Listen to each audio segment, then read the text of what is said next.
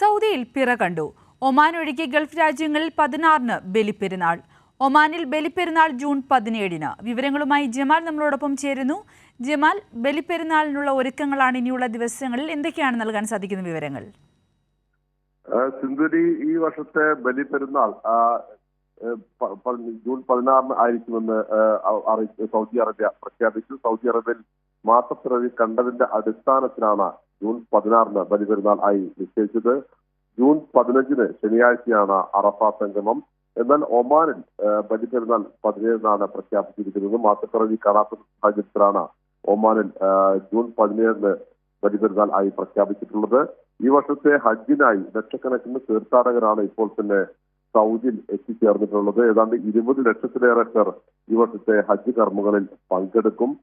June 15-നാണ് അറഫ സംഗമം. June 16-ന് Baliperunnal ആഘോഷിക്കും.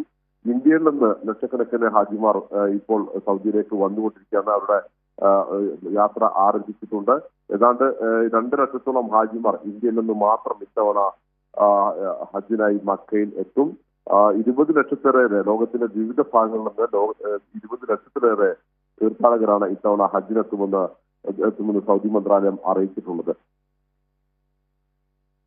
വ്യക്തമാണ് ജമാൽ.